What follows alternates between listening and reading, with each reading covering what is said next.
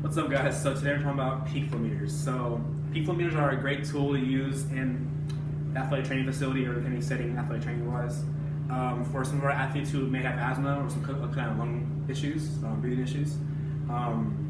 So the way you would use it, first of all, is very key. So you have the peak flow meter that could come in like a little circle size or longer ones with like a little red dot to mark it.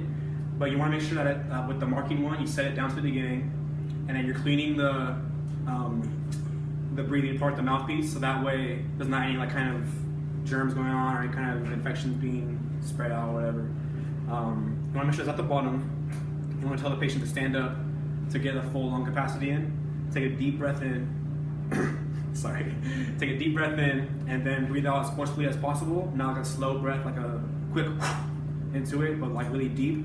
And get that mark and mark it down in a diary to keep for like everyday use.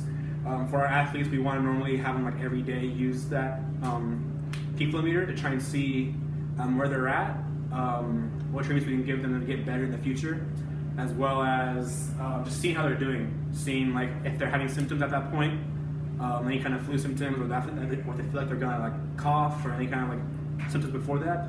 The peak flow meter is great to use for the case when they have those symptoms. It can tell them if it's an emergency and they need to go to the hospital or not. Some peak flow meters actually come with zones. So when you get your baseline the first time you use it, use that, and then for the next couple of weeks keep using it every day, and use your best number. That's your personal best. That's what you're going to use as your green zone. Your green zone is about 100% to 80% is that green zone. You want to stay in there, and that's normally just they're like, okay, their treatment's going well, or if they're improving. There's a yellow zone about 80 to 50, where it's like they're getting symptoms, they're coughing, they're maybe wheezing, so they might need to take some treatment, some inhalers that we prescribe to them or the doctor does.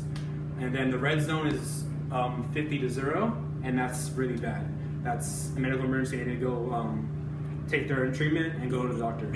So those are just some ways that to peak flow meter. Some precautions are just make sure that it's clean every week, make sure they're sanitizing and washing that mouthpiece, make sure that there's not anything going on with that, making sure that you have an action plan for the case of there being an emergency. That way when an emergency happens, like they're in the red zone, you know what to do, you have like steps set up, and you just execute that whenever there's an emergency. The whole key thing of this is really talk to your doctor. The doctor will prescribe the peak flow meter to you through a pharmacy or over the counter, and just keep up with them through your treatments, because like say for example we're in Fresno and there's really bad weather air here, so they might have really bad asthma. So it's very better to use a peak flow meter to try and see how they're being affected and try and treat them for that. So that's pretty much all I got. Thank you guys for watching.